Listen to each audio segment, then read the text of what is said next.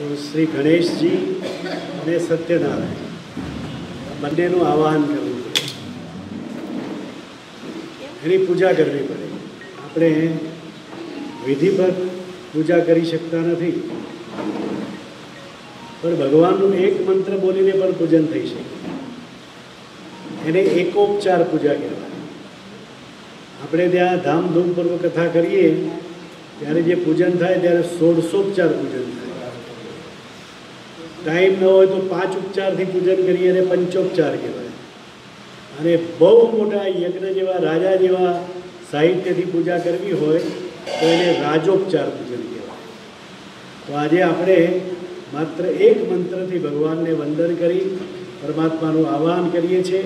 એવો ભાવ કરી બધા પગે લાગીને આપણે બેસીએ, ભગવાન ગણપતિનું સ્મરણ કરીએ. ગજાનનમ ભૂતગણાધિસેવિતં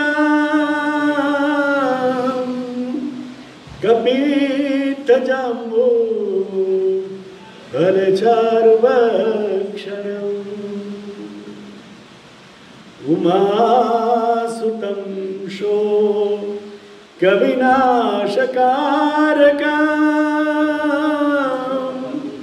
નમામિ વિઘ્નેશ્વરપાદપંકજં. વિઘ્નહર્તા સિદ્ધિબુદ્ધિ સહિત મહાગણપતયે નમઃ. આવાહયામિ પૂજયામિ. હવે ભગવાન સત્યનારાયણનું ધ્યાન કરીએ. શાંતાકારં ભુજગશયनं પદ્મનાભં સુરેશં વિશ્વાધારં ગગનસદૃશં મેઘવર્ણં શુભાંગં લક્ષ્મીકાન્तं કમલનયनं યોગવિદ્યાનગમ્યં વંદે વિષ્ણુ ભવભયહરં સર્વલોકૈકનાથં. ભગવંત સત્યનારાયણાય નમઃ. ધ્યાયામિ આવાહનાર્થે સર્વોપચારાર્થે નમસ્કારાન સમર્પયામિ. સત્યનારાયણ દેવ કી જય. વસુદેવસુતં દેવં કંસચાણૂરમર્દનં દેવકી પરમાનંદં કૃષ્ણં વંદે જગદ્ગુરું. ગુરુર્બ્રહ્મા ગુરુર્વિષ્ણુ ગુરુર્દેવો મહેશ્વર ગુરુ સાક્ષાત પરબ્રહ્મ તસ્મૈ શ્રી ગુરવે નમઃ. નમોસ્તુતે વ્યાસવિશાલ બુદ્ધે ફુલ્લારવિંદાયતપત્રનેત્રં येन त्वया भारततैलपूर्णं प्रज्वालितो ज्ञानमयः प्रदीपः. ऋषिर्वाच एकदाने निशारण्ये ऋषयः शौनकादयः प्रपञ्च मुनयः सर्वे सुतं पौराणिकं खलु. व्रतेन तपसा किं वा प्राप्यते वाञ्छितं फलं तत्सर्वं श्रोतुमिच्छामि कथयस्व महामुने. નૈમિષ્ય નામના જંગલમાં કેટલાક ઋષિમુનિઓ ભેગા થયા છે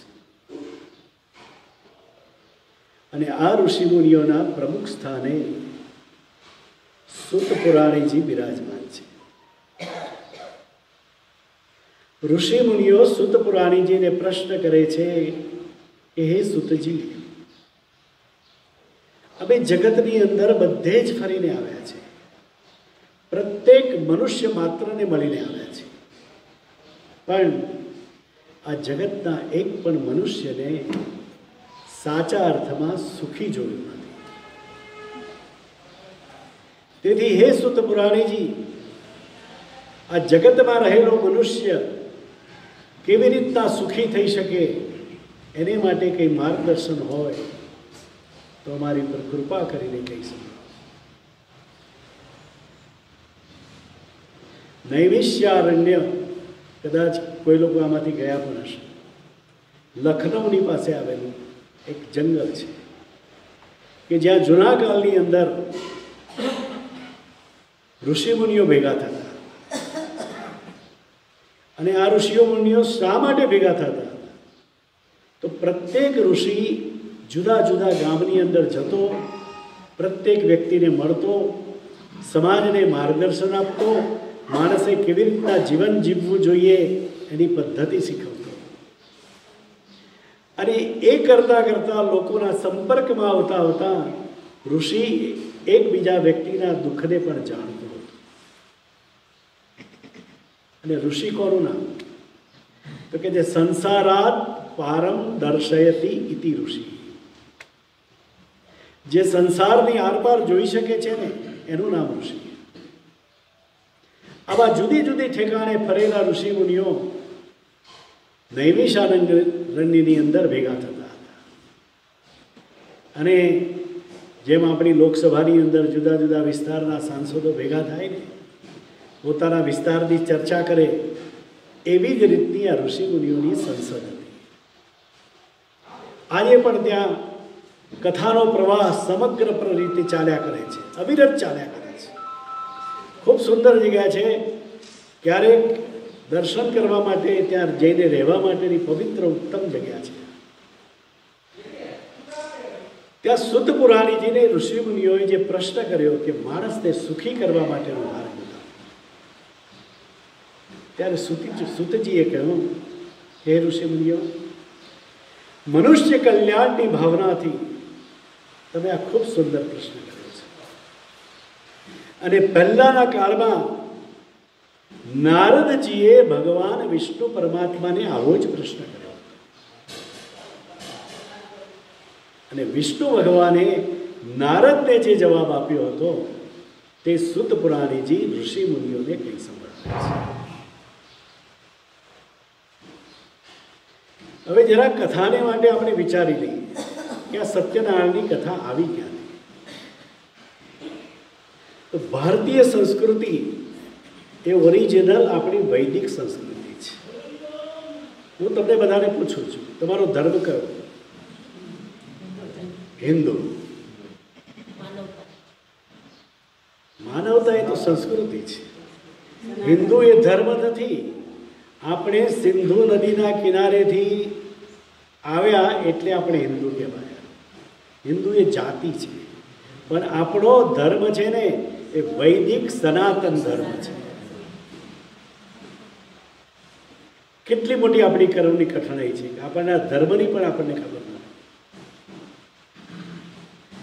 ત્યારે વૈદિક સનાતન ધર્મની અંદર, વેદોની અંદર એક જબરજસ્ત તત્વજ્ઞાન ભરેલું છે. અને વેદો કોઈએ બનાવેલા નથી,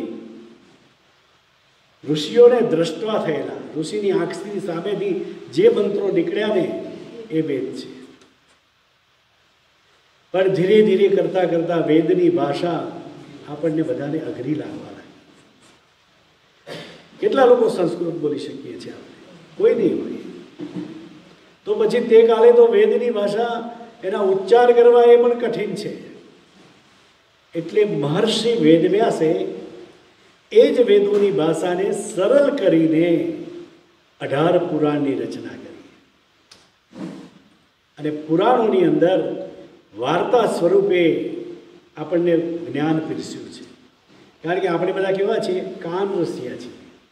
આપણને કોઈ તત્વજ્ઞાનની વાતો કરે તો ના ગમે, પણ કોઈ એક સરસ વાર્તા કહે ને તો આપણે શાંતિથી સાંભળીએ.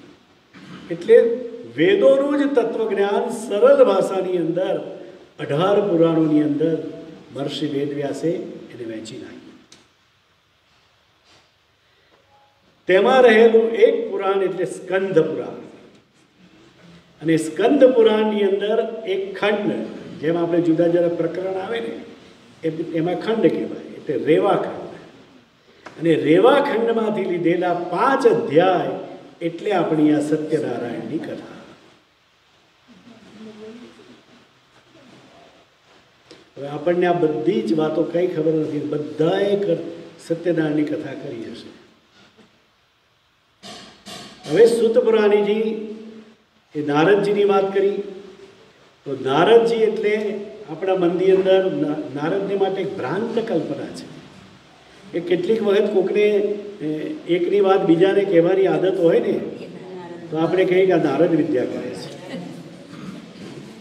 નારદને આપણે સમજ્યા જ નથી.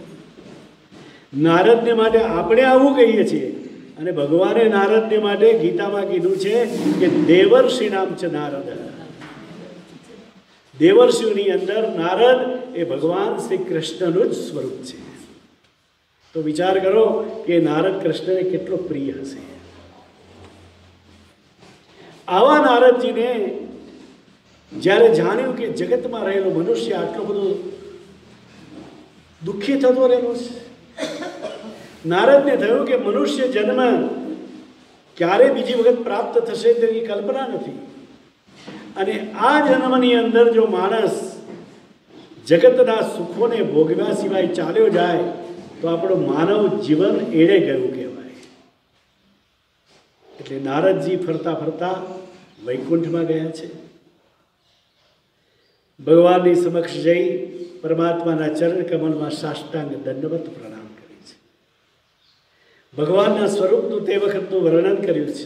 કેવા છે તો કે જે સશંખ ચક્રમ સકિરીટ કુંડલમ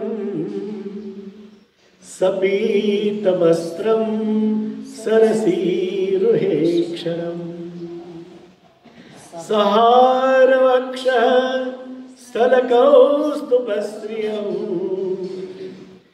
નમામિ વિષ્ણુ શિરસા ચતુર્ભુજમ. ભગવાને પીળું પિતાંબર ધારણ કર્યું છે. માથા ઉપર સરસ મજાનો મુગટ છે. મોરનું પીછું ઉપર લગાડેલું છે. 4 હાથ છે. મૂર્તિ બધાએ તમે જોયેલી છે. એક હાથમાં ગદા છે, પદ્મ છે, ચક્ર છે અને શંખ છે. કોઈ દિવસ વિચાર્યું છે કે ભગવાનના 4 હાથની અંદર 4 આયુધો શાને માટે છે? ભગવાન ગદા લઈને ઊભા છે કે જો તું મારી પાસે આવ્યા પછી મને બગડીશ ને તો ગદાથી તારી ઉપર પ્રહાર કરીશ. પછી ચક્ર રાખ્યું છે. ભગવાન હું તો ભાગી જઈશ. ભગવાન હું તારી પાછળ ચક્ર છોડીશ. શંખ રાખ્યો છે. જેમ 2 નેગેટિવ વાતો છે ને તેમ 2 પોઝિટિવ વાત પણ છે. શંખ ક્યારે વાગે? પહેલાના કાળમાં જ્યારે કોઈ રાજા વિજય પ્રાપ્ત કરીને આવતો ને ત્યારે શંખનાદ થતો. તો ભગવાન કહે છે કે તું પણ તારા જીવનની ઉપર જો વિજય પ્રાપ્ત કરીને આવીશ ને તો હું શંખનાદ કરીશ. અને એક હાથમાં કમળનું પુષ્પ છે, બુકે છે, બુકે, કે જેને પોતાના જીવનની ઉપર જીત મેળવી છે તેવાનું સ્વાગત કરવાને માટે ભગવાન હાથમાં પુષ્પ લઈને ઊભું છે. એટલે આ તારે માટે છે. પણ વર્ષો સુધી આ 4 હથિયાર આજે ભગવાનના હાથમાં જ રહી ગયા છે. કોઈ એને મળ્યો જ નહીં. આપણે બધા મંદિરમાં જઈએ ખરા, ભગવાનને પ્રાર્થના કરીએ, શું કહીએ ખબર છે? ભગવાન પાપોહમ પાપ કર્માહમ પાપાત્મા પાપ સંભવ ત્રાહિ મામ પુંડરીકાક્ષ સર્વ પાપ હરો હરિ. ભગવાન પાપી છું, પાપ કર્મો કરવા વાળો છું, પણ મારા બધા પાપો લઈ લે. જાણે પાગલ માણસ ઊભો હોય ને એવી વાત આપણે કરીએ. પણ ભગવાન કોની રાહ જોઈને ઊભા છે કે ક્યારેક તો કોઈ એકાદ વ્યક્તિ તો એવી ગર્જના કરીને મારી પાસે આવશે કે પુણ્યોહમ પુણ્ય કર્મોહમ પુણ્યાત્મા પુણ્ય સંભવ ત્રાહિમામ પુંડરીકાક્ષ સર્વ પાપ હરો. ભગવાન કહે છે આવી જ્યારે આપણે જ્યારે એની પાસે જઈએ ને કે હું પુણ્યશાળી છું, આ કહેવાની તાકાત જોઈએ આપણી પાસે. અને એટલે તો છે ને આવા આ હાથોથી કોઈ કામ કર્યા નથી, એટલે હનુમાનજીના મંદિરે જઈએ ને ત્યારે હાથ સંતાડીને કામ કરીએ. ભગવાન તને બતાવવા જેવો નથી આ. ત્યારે નારદજી ભગવાનની પાસે જઈ સાષ્ટાંગ દંડવત પ્રણામ કરે છે. નારદજીને જોયા પછી પરમાત્માના મુખ ઉપર હાસ્યનું સુંદર મજાનું હાસ્ય આવે છે. તમને ક્યારે કોઈને જોયા પછી આનંદ થાય? જ્યારે આપણો અંગત વ્યક્તિ હોય, આપણો પ્રિય વ્યક્તિ હોય ત્યારે થાય. તેમ નારદજી ભગવાનને કેટલા પ્રિય હશે કે તેને જોયા પછી ભગવાન ગાંડો થઈ ગયો છે. નારદજીને પૂછે છે કે નારદ, આટલું બધું કષ્ટ વેઠી પૃથ્વી લોકમાંથી અહીંયા વૈકુંઠમાં આવવાનું કારણ શું? નારદજીએ કહ્યું કે પ્રભુ, જગતમાં બધે જ ફરીને આવ્યો છું, પરંતુ આ જગતના એક પણ મનુષ્યને સાચા અર્થમાં સુખી જોયો નહીં. તેથી આવા મનુષ્યને સુખી કરવા માટે કોઈ ઉપાય હોય તો મારી પર કૃપા કરીને કહી શકો. ભગવાને કહ્યું કે નારદ, બીજાની ચિંતા કરવા વાળો આ તું એક જ જોયો. પોતાને માટે માગવા વાળા અનેક છે, પણ બીજાનો જ્યારે વિચાર કરવા માટે માણસ પ્રેરાય ને ત્યારે એમ સમજવું કે ઋષિના માર્ગે છે. ઋષિઓએ ક્યારેય પોતાના માટે વિચાર્યું નહીં, સમાજને સુખી કરવા માટે વિચાર્યું છે.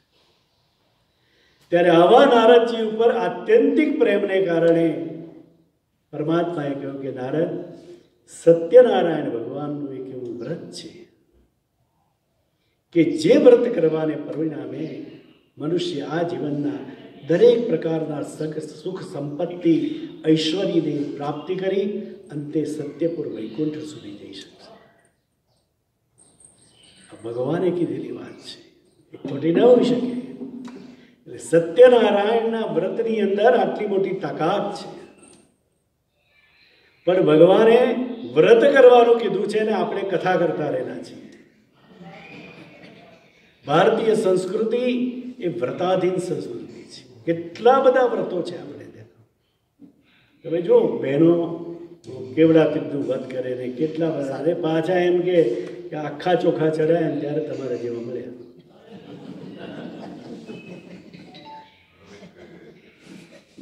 ત્યારે વ્રતાધીન સંસ્કૃતિ છે. અને વ્રતની અંદર વ્રતનો અર્થ શું થાય કે જગતમાં રહેલી સારી વાતોનો સ્વીકાર કરવો અને મારામાં રહેલા અવગુણોને દૂર કરવા, એનું નામ વ્રત. ભગવાને શું કરવાનું કીધું? સત્યનારાયણ. સત્ય અને નારાયણ આ બે શબ્દો એની અંદર સમાયેલા છે. સત્ય એટલે આપણે તો એવું સમજીએ છીએ કે સાચું બોલવું એટલે સત્યમ વદ, એ થઈ ગયું, હું સત્ય બોલું. એવું નથી. સત્યમ ને માટે ઘણી બધી વાતો કહી શકાય એમ છે, પણ એકાદ ઉદાહરણ સમજીએ. ખોટું બોલીને પણ સત્ય બની શકે.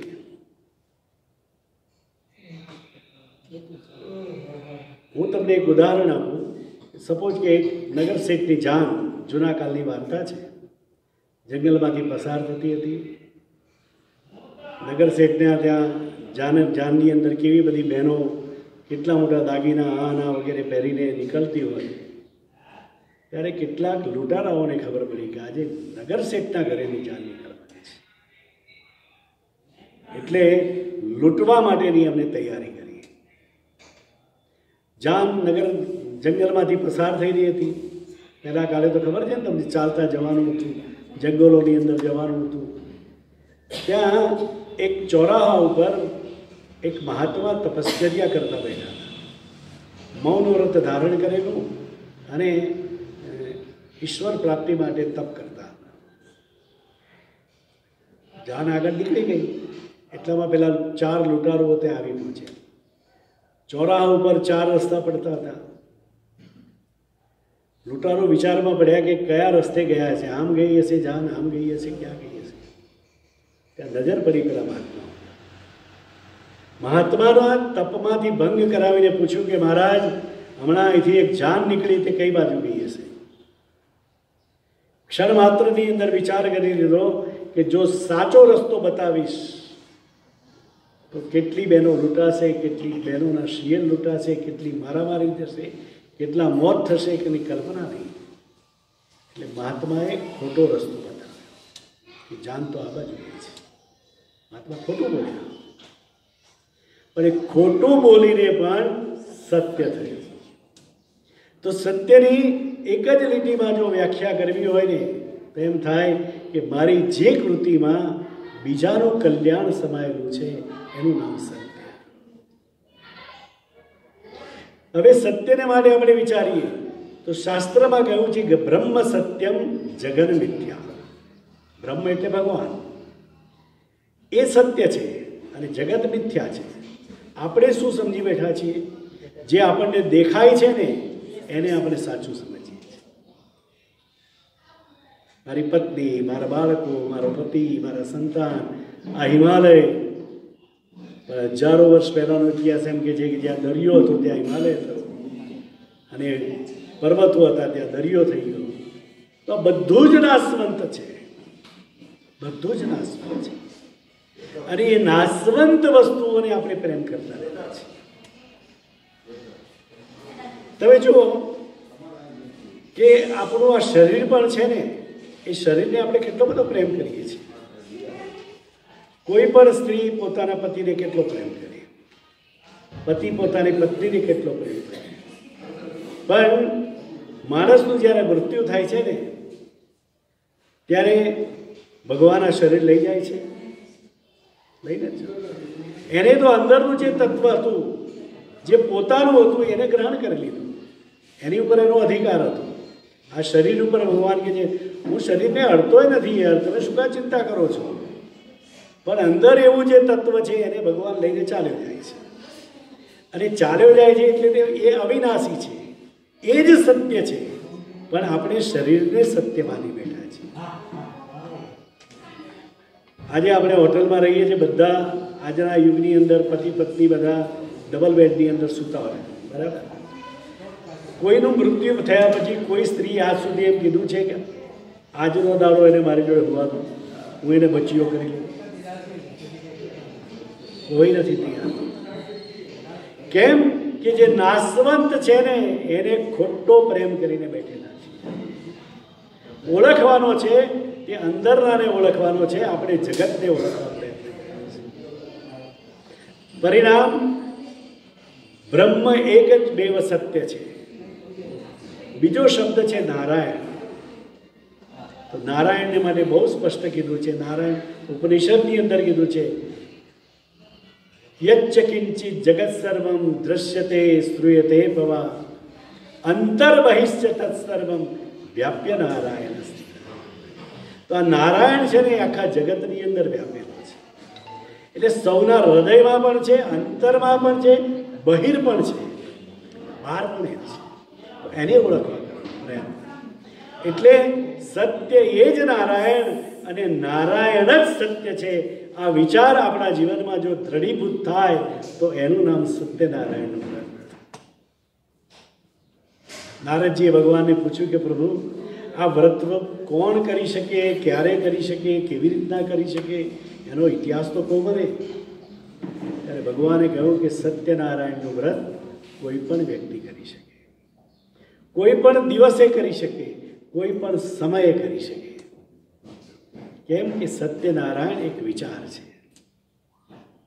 સાયન્સે સિદ્ધ કર્યું છે કે માણસના મનની અંદર એક દિવસમાં 60,000 વિચાર આવે છે,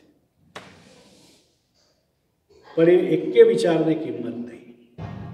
કયો વિચારની કિંમત કે જે વિચાર જીવનમાં અમલમાં આવે તે. બાકી વિચારો તો ઘણા આવે. મને હું અમેરિકા જઈને આવું ને એટલે કોઈને કોઈ પૂછવાવાળું મળે કે મહેન્દ્રભાઈ અમેરિકા જવાનો વિચાર છે, શું ખર્ચો આવે? એટલે હું કહું કે કાંઈ ખર્ચો ના આવે. અરે કે અમેરિકા જવાનો વિચાર છે ને ખર્ચો ના આવે? હું કહું તારે હજુ વિચાર છે ને, વિચારવાનો કોઈ ખર્ચો નથી. તું જ્યારે જઈશ ને ત્યારે ખર્ચો થશે. એટલે વિચારો તો ઘણા આવે આપણને. ત્યારે સત્યનારાયણ એક વિચાર છે. એ વિચાર જો આપણે વિચારો તમે જુઓ, આવે ને જાય. ઘણા બધાએ જીવનમાં આવું અનુભવ્યું હશે કે મારે ઘરે સત્યનારાયણની કથા કરવી છે પણ નથી થતી. વરસ થઈ ગયું, 2 વર્ષ થઈ ગયું પણ નથી થતી. કેમ કે વિચાર આવ્યો પણ ચાલ્યો ગયો. એટલે અહીંયા ભગવાન કહે છે કે તમને જ્યારે પણ આ વિચાર આવે ને તરત એને અમલમાં. એટલે કથા કરવા માટે કોઈ ચોઘડિયું, દિવસ, તારીખ કાંઈ જોવાની જરૂર નહીં. જ્યારે પણ મનની અંદર વિચાર આવે કે તેને અમલમાં. સુત પુરાણીજીએ ઋષિમુનિઓને પણ આ જ કહ્યું કે સત્યનારાયણનું વ્રત કરવા માટે પોતાના સગા સંબંધી ઇષ્ટ મિત્રોને ભેગા કરવા, વિદ્વાન પવિત્ર બ્રાહ્મણને બોલાવી ભગવાન સત્યનારાયણનું ધામધૂમપૂર્વક પૂજન કરવું. પૂજનને અંતે પરમાત્માને પ્રસાદ તરીકે શીરો અર્પણ કરવો અને બ્રાહ્મણોને દક્ષિણા આપીને તૃપ્ત કરવા. શીરાના પ્રમાણ માટે કથાની અંદર લખેલું છે, સવાયા પ્રમાણમાં લેવું છે ને. 1.25 શેર લોટનો, 1.25 કિલોનો. કોઈ દિવસ વિચારે કે ભાઈ કિલોનો જ કરીએ તો કેમ ના ચાલે? કે ભગવાન ના ખાય? બહુ સુંદર તત્વજ્ઞાન છે એની પાછળ. કે તમારે જો પરમાત્માના સ્પર્શનો અનુભવ કરવો હોય તો તમારી પાસે જે શક્તિ છે એના કરતાં સવાયો વિચાર કરો. આપણે એનું જ ઉદાહરણ લઈએ. કાલે જે આવ્યો, પરમ દિવસે જે આવ્યા ને આપણે, ત્યાં ગયા આપણે નચિકેતા હતા. બધાને ચડતા ફાંફા પડી ગયા. કેટલાક લોકો પાછા વળી ગયા. એક બેન, ભારતીબેન છે ને, હા, એ કેટલું પાછા વળીને આવતા હતા. હું બોલ્યો બેન મારી સામે જોઈને ચાલો તો પાછા જવાશે, અને યાત્રા કરીને આવી ગયા.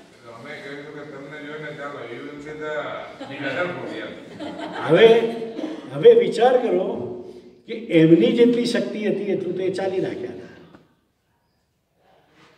જ્યાં એમની તાકાત પૂરી થઈ ત્યાંથી એ પાછા વળી ગયા.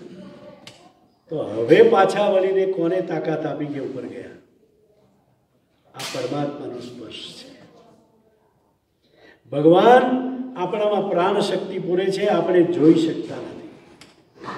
એની ઉપરનો વિશ્વાસ નથી.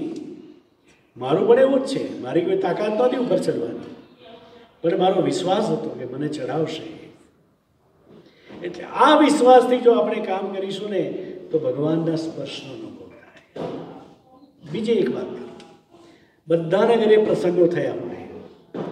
કોઈકને આવા અનુભવ થયા હશે. ઘરે 500 માણસોનું લિસ્ટ બનાવ્યું હતું, એ પ્રમાણે રસોઈ બનાવી હતી, 600 માણસ થઈ ગયા, પણ ભગવાને આંચ ના આવવા દીધી. આવું બન્યું છે કોઈને ત્યાં? તો કાં તો તમે મૂર્ખા, કાં તમારો રસોઈયો મૂર્ખો, કાં કેલ્ક્યુલેશન ખોટું. નહીં, બધું જ સાચું હતું. અને છતાં જે પૂરું થયું ને એ એની શક્તિ કામ કરે છે. અન્નપૂર્ણા પોતે આવીને ત્યાં બેસી જતી હોય છે. આ નજર જોઈએ આપણી પાસે. ત્યારે ઈશ્વરનો જો સ્પર્શ કરવો હોય તો તમારી જે શક્તિ છે એના કરતાં સવાયો વિચાર કરો તો પરમાત્માનો સ્પર્શ તમને થાય. એની શક્તિ તમારી સાથે કામે નથી. અને તેથી સત્યનારાયણની કથામાં સવાયા પ્રમાણમાં બધું લઈને પ્રસાદ બનાવવાનો વિચાર કર્યો છે. સુત પુરાણીજી કહે છે કે ઋષિમુનિઓ, તમે આ બધું જ કરો, પણ આ વ્રત કેવી રીતના કરવું જોઈએ? તો કે શ્રદ્ધા ભક્તિ સંયુક્ત, ભક્તના હૃદયથી કરવું જોઈએ.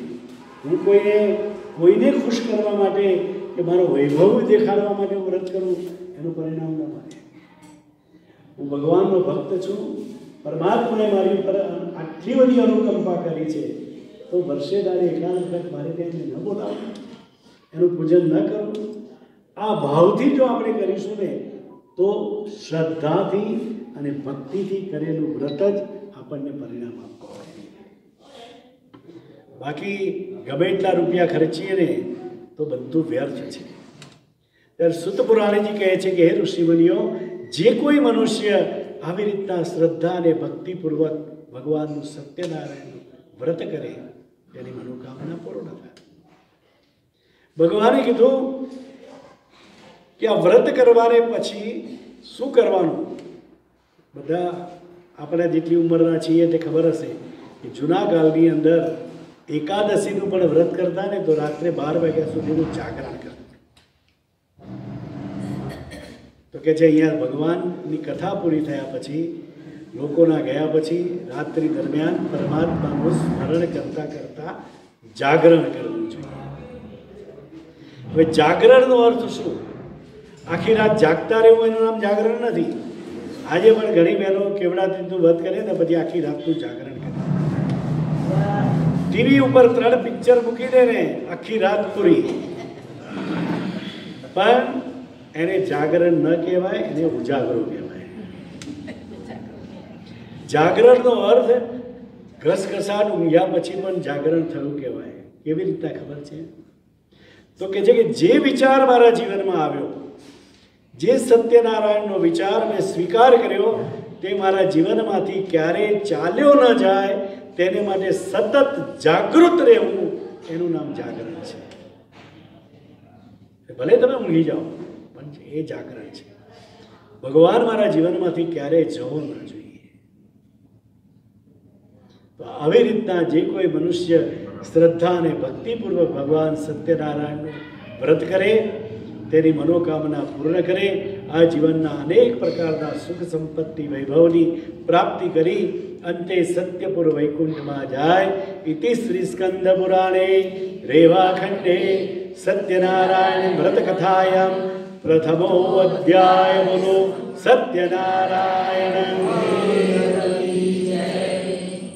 અધ્યાય દ્વિતીયો. પુનરગ્ર પ્રવક્ષ્યામિ શૃણુદ્વં મુનિ સત્તમ. કશ્ચિત કાશીપુરે રમ્યે યાસીદ વિપ્રોતિ નિર્ધન. અહીંયા ઋષિઓએ આટલી તો વાર્તા કરી આપણને કે આવી રીતનું કરવું જોઈએ. પણ માણસનો સ્વભાવ કેવો છે કે જ્યાં સુધી કોઈએ કંઈક કર્યું અને એને મળ્યું એવું જાણીએ ને પછી જ આપણને આ વાત ઉપર વિશ્વાસ બેસે. એટલે મહર્ષિ વેદવ્યાસે કેટલાક વ્યક્તિઓની વાર્તા આની અંદર મૂકી છે.